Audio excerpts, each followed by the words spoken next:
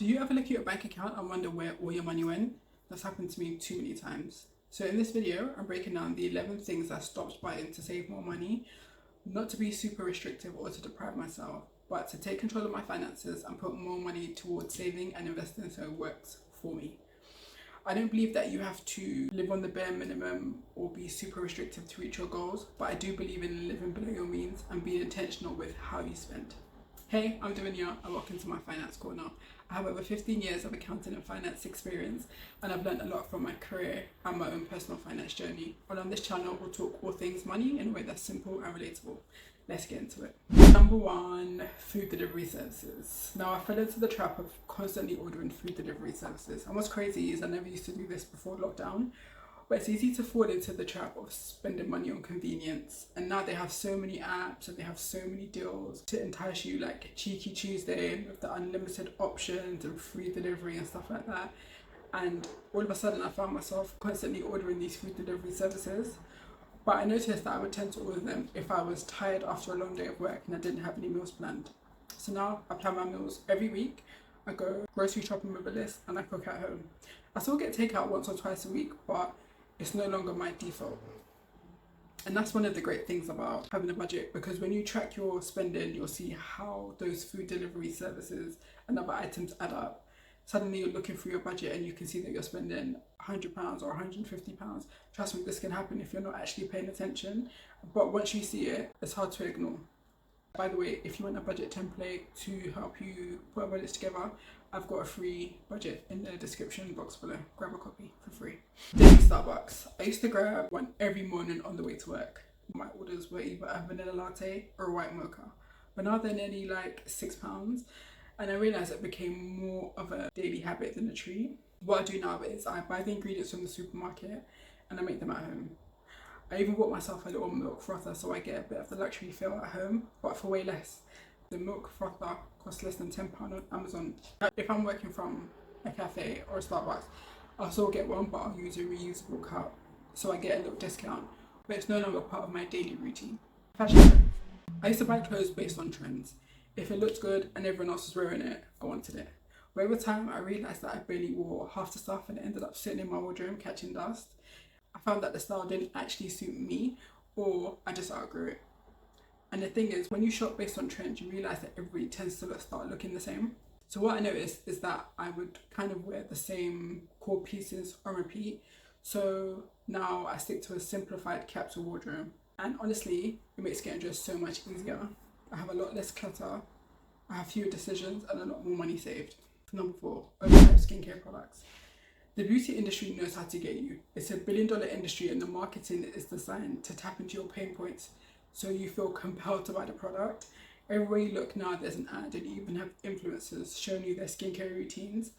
So because you want their results, you're more likely to rush to buy the products that they use. And these products all promise to give you glass skin. And if you've ever had skin issues, it's easy to fall for the hype and buy something hoping that it will finally fix the skin issue you've got. Trust me, I've been there. But what actually works is a skincare that's tailored for you. You don't need a 10-step skincare routine. Just stick to the basics. You need a cleanser, something to treat your actual concern like a serum or a toner, a moisturizer, and always wear sunscreen. You need to protect that melanin. But that's it. You don't need no overpriced viral skincare products. 5, get my nails done. I used to get my nails done every 2 weeks for over a decade. Up until 2022, I used to pay £22 to get shellac removed and redone. Now it's gone up to £30. So what used to cost me £66 a month, including a pedicure, now is now more like £90 to £100. And the thing is, the nail tech I used to go to had a great little system. I used to book in advance and I was in and out in under an hour. But when the salon changed owners, everything started to take a lot longer. And at the same time, I just started my side hustle. So I started feeling like this is wasting my time and my money. So now I just do them myself. I watch a few YouTube videos to learn how to shape them in the way that I like. And once or twice a month, I'll cut, file, buff my nails, and then add a little clear coat on top, and that's it. I'm good to go. They still look neat, and I've saved so much time and money. Perfumes. At one point, I had a whole collection, all different brands and different types of scents. But I noticed I was only using 2, one for every day and one for going out. So now I've downsized. I kept those two and I got rid of all the rest. Now, having a collection of perfumes, sure, it looks aesthetic on your dresser, you see all the different brands, all the different pretty bottles, but I don't really need 10 bottles of perfume that are just sitting on my dresser collecting dust. 7. Tech upgrades. I haven't upgraded my phone since 2019 and my Samsung Galaxy S9 works perfectly fine. When my contract ended, I switched to a SIM only and I have a note back. I used to pay around £50 a month and now I pay 17. It recently just went up with the annual price increase from £15, but that's still a massive savings. And when you do the math, the total that you end up paying over the contract is way more than the phone is actually worth, so it's not really worth it. Same with my iPad and my Garmin watch. I've had them for years. They still work fine, so I don't need to upgrade just because they've got new versions out. These companies drop new models every 6 months, it feels like. And then there's this pressure to keep up to get the new version, but honestly, you don't need to. That new tech feeling wears off pretty quick, and after a while, it's just another device that does the same thing. So now, before I buy anything, I ask myself, is what I already have still fit for purpose? For example, I thought about getting a new iPad, and I paused and I asked myself, what do I actually use it for? Watching YouTube. Can I still do that? Yes. So I didn't buy it. I kept the same one. Simple.